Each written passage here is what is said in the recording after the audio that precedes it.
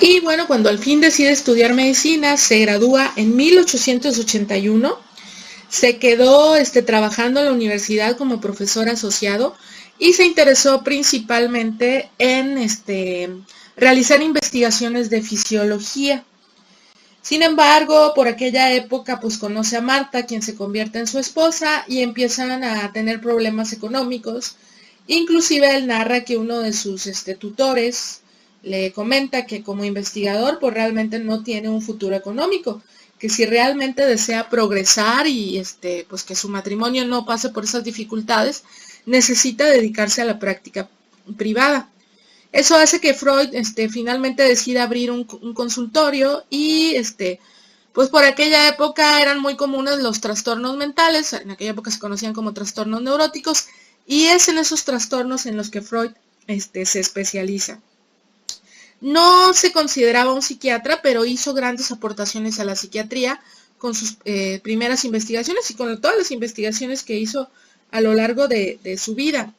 Entonces él se dedica ya al tratamiento de estas enfermedades mentales, empieza a observar que hay ciertos síntomas particulares en sus pacientes que para él no tenían una base orgánica, pero aún no había investigación al respecto. En aquella época todo trastorno mental o toda enfermedad mental tenía una base orgánica, una base fisiológica, es decir, podíamos encontrar en el cuerpo algo que no estaba funcionando. Como Freud no estaba convencido de eso, llegan hasta él noticias de un médico francés llamado Jean-Paul Charcot, que estaba haciendo avances significativos en el tratamiento de lo que era la histeria. Recordemos que la palabra histeria viene de hister, que significa útero, es decir, en aquella época se decía que la histeria era una enfermedad exclusiva de las mujeres. ¿Cuáles eran los síntomas histéricos que se podían observar?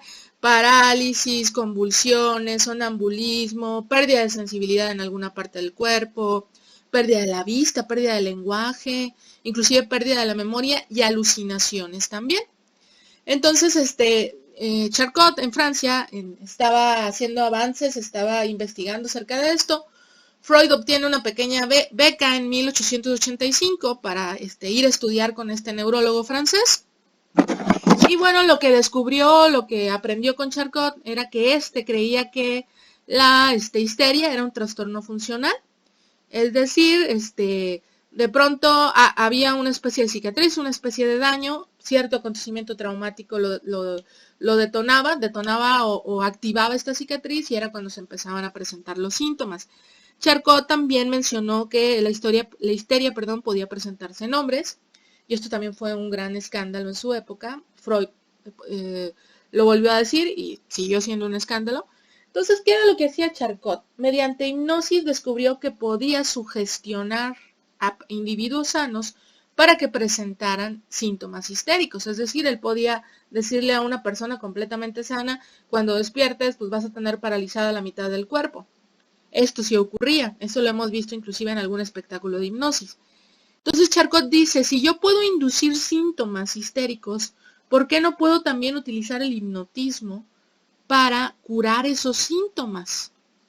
Entonces se dedicó a utilizar la hipnosis, que era lo que hacía Charcot, mediante la hipnosis, pues bueno, provocaba que la persona hablara de esa sintomatología, que hablara a lo mejor de cuándo se había presentado por primera vez, y descubría que al despertar la persona había perdido ese síntoma. Charcot tenía ideas muy radicales sobre que era un trastorno funcional, es decir, él seguía siendo a final de cuentas un doctor y seguía creyendo que estos trastornos pues tenían una base en el sistema nervioso. Freud no estaba tan de acuerdo por lo que había observado con sus pacientes, regresa, continúa con su trabajo en la terapia con estos pacientes. En 1886 publica La histeria en el hombre, que era lo que les decía, que también fue un gran escándalo. Pero Freud iba más encaminado a presentar una teoría que hablara no de una base orgánica de los trastornos mentales, sino de una base psicógena, es decir, una base que tenía un trasfondo emocional, un trasfondo psicológico, en el que no necesariamente algún órgano del cuerpo estuviera funcionando de forma deficiente.